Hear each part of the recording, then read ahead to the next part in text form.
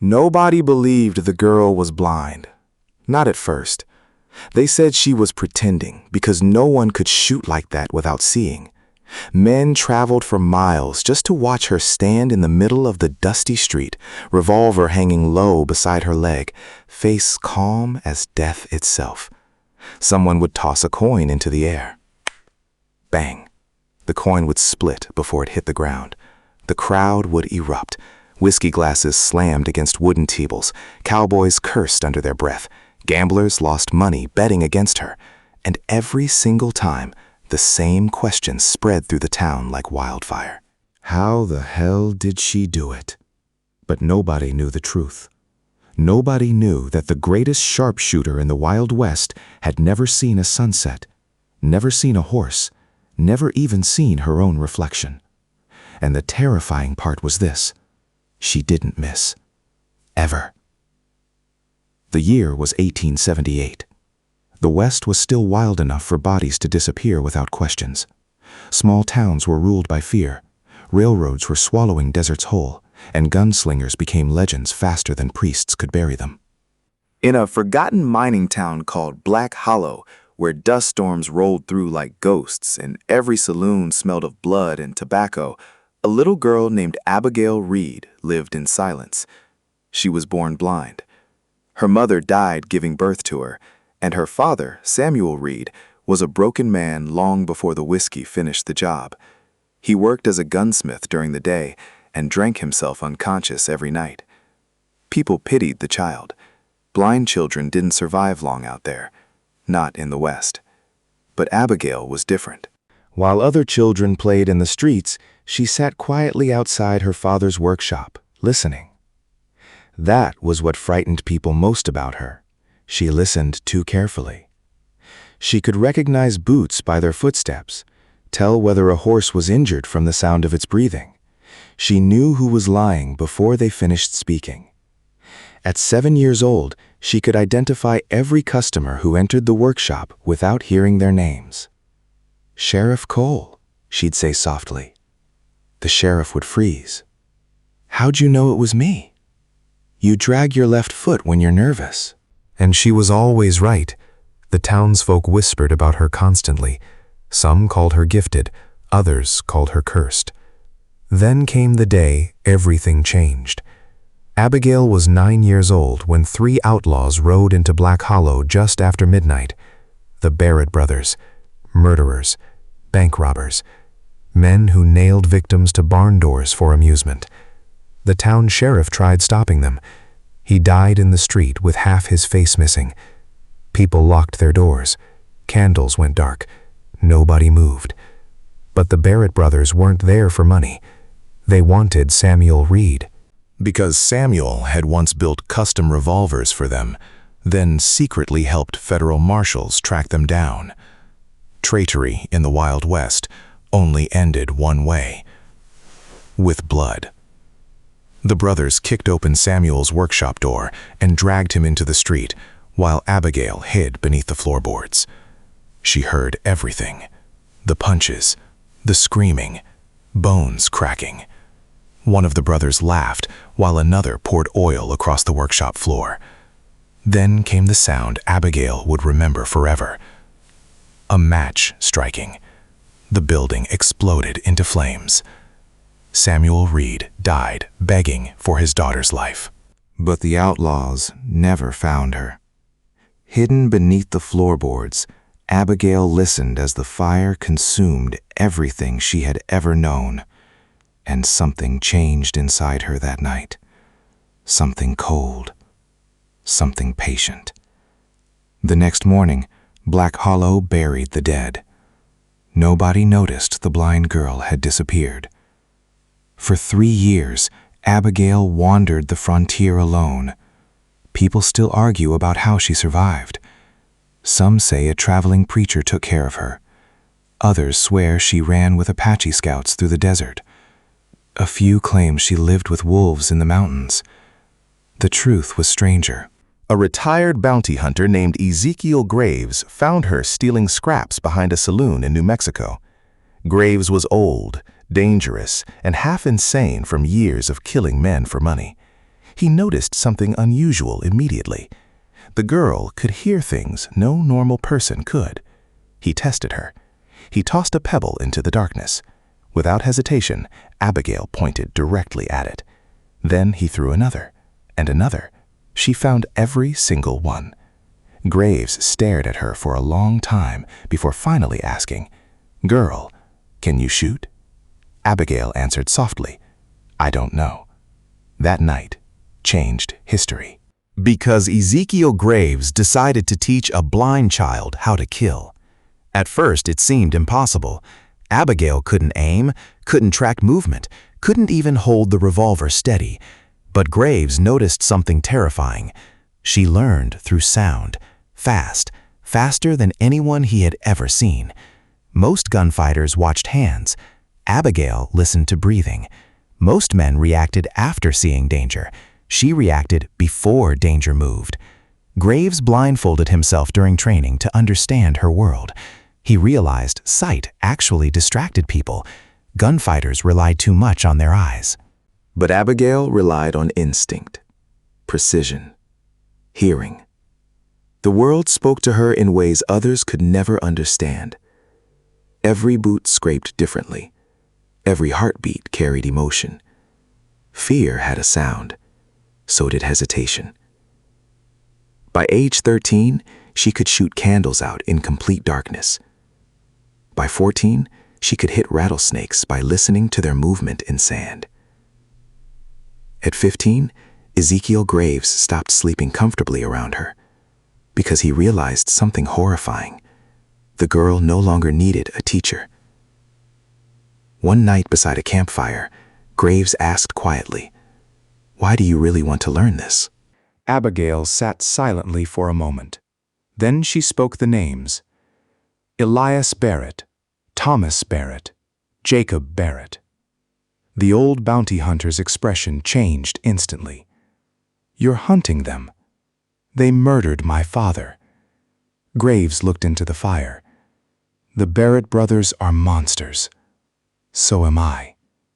Those words haunted him because she said them without emotion. The legend began 2 years later. A drunken cowboy in Dodge City challenged the blind girl as a joke. The saloon erupted with laughter when Abigail walked inside carrying a revolver. Tiny, quiet, blind. The cowboy placed 3 bottles across the room. "If you hit one," he laughed, "drinks are free." Abigail tilted her head slightly, listening. The entire saloon fell silent. Then, bang, bang, bang. 3 bottles shattered instantly. For a moment, nobody breathed. Then panic exploded through the room. Men stumbled backward, cards fell from tables. Someone whispered, "Sweet Jesus," because she never even faced the targets. From that night forward, stories spread across the frontier. The blind angel, the ghost shooter, the devil's daughter. Nobody knew her real name. Only that if you heard the soft tapping of her cane entering town, someone usually died before sunrise. She hunted the Barrett brothers methodically. Elias first. She found him in Kansas running poker scams beneath a fake name. Witnesses claimed a blind girl entered the saloon just before midnight. Nobody took her seriously. Elias mocked her openly. "Little lady," he laughed, "you lost?" Abigail smiled faintly. "No, I found you." The room went cold. Elias reached for his revolver. Big mistake. People later argued over who fired first. Didn't matter. Abigail's bullet entered through his eye before his gun cleared leather. 1 shot. Perfect. The entire saloon erupted into chaos, but Abigail simply turned toward the door and walked away calmly, while Elias Barrett collapsed dead beside the poker table. That was when fear truly began, because outlaws started realizing something impossible. The blind girl was hunting them. Thomas Barrett vanished for nearly a year after hearing about his brother's death. He hid in mountain camps, switched names constantly, surrounded himself with armed men. It didn't help. Abigail tracked him through Colorado during winter. A blizzard trapped Thomas and 6 gang members inside an isolated cabin high in the mountains. At midnight, someone knocked on the door. Thomas looked through the window. A blind girl stood alone in the snow. One of the gang members laughed. "You scared of her?" Thomas wasn't laughing, because deep down, monsters recognize monsters. The man opened the door carelessly. Bang. He died instantly. Panic erupted inside the cabin. Men overturned tables, grabbed rifles, screamed directions.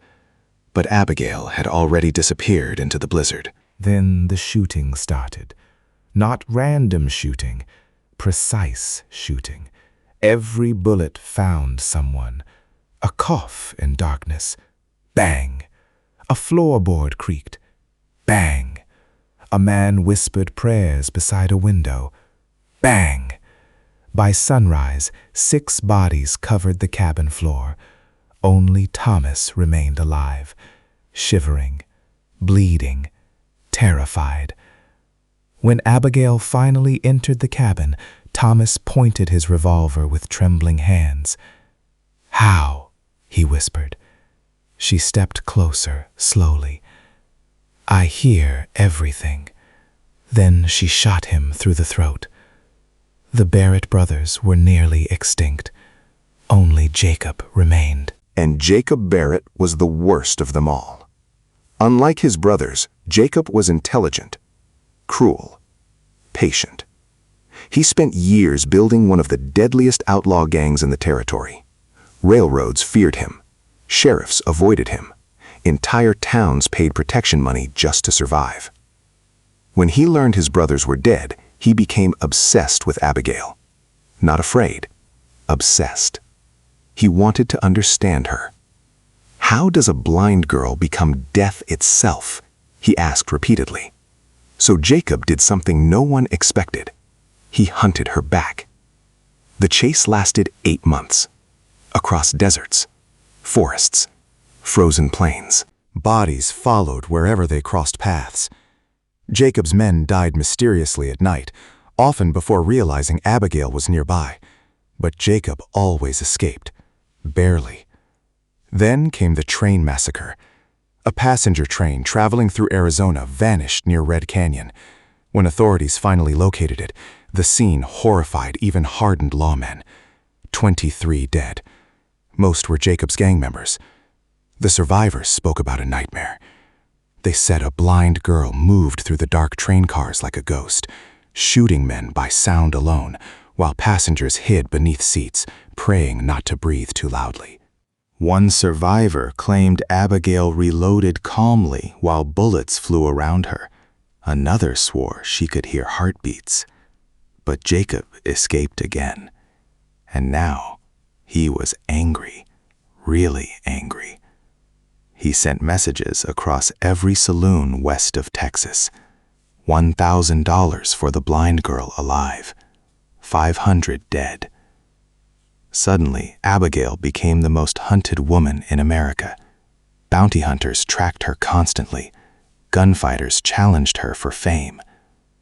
Some pitied her. Most underestimated her. All regretted it. The newspapers turned her into myth. Blind witch gunslinger strikes again. Devil girl leaves 5 dead. Is she human? Nobody knew. But children started playing games pretending to be her. Outlaws began checking shadows before speaking. And every town grew quiet whenever they heard the tapping of a cane. Then one evening, Abigail finally received the message she'd been waiting for.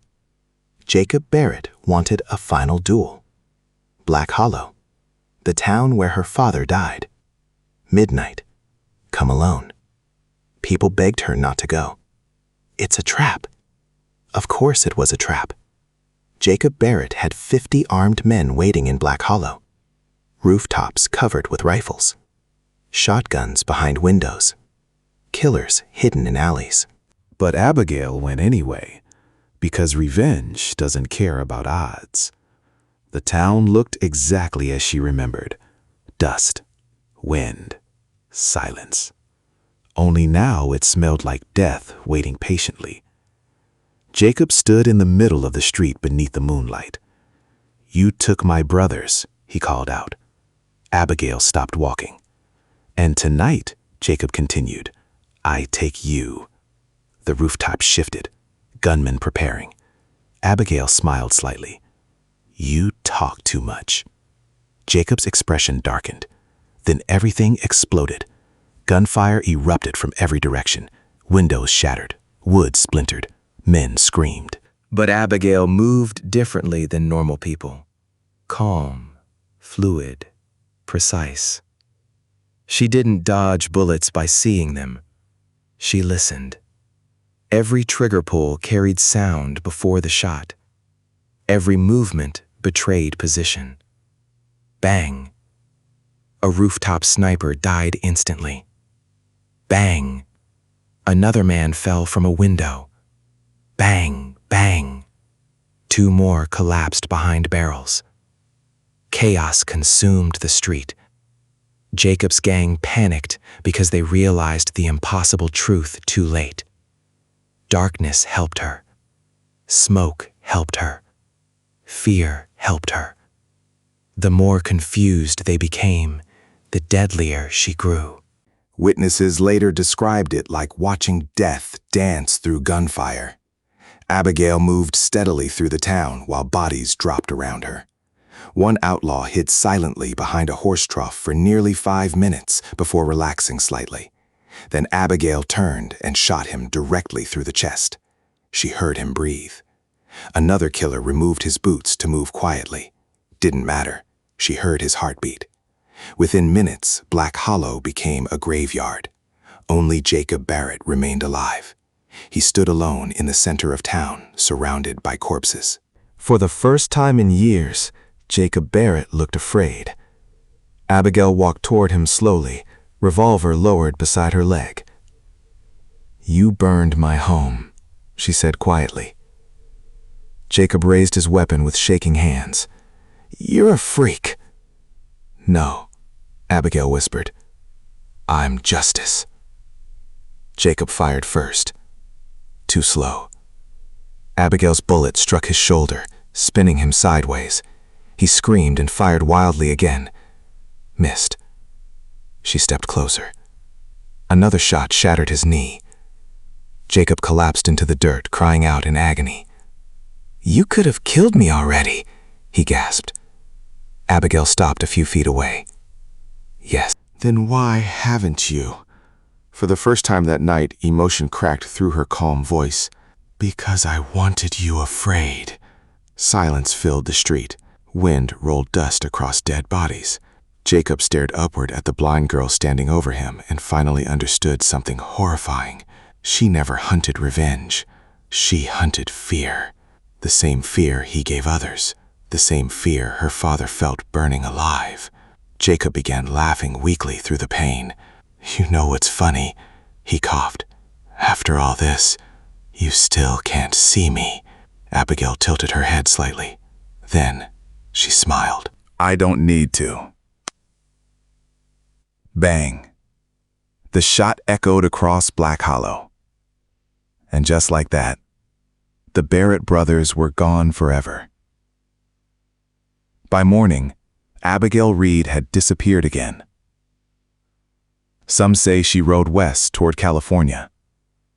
Others claim she died in the mountains years later. But legends don't die easily in the Wild West. Even today, old stories survive in forgotten desert towns. Stories about a blind gunslinger who could hear death coming. Stories about men too frightened to breathe when she entered a room. And sometimes, when the wind moves through empty streets after midnight, old-timers swear they still hear it.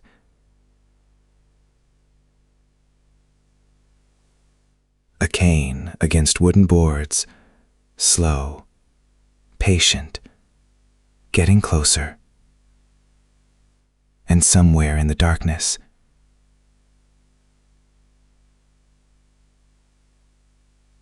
A blind girl is listening,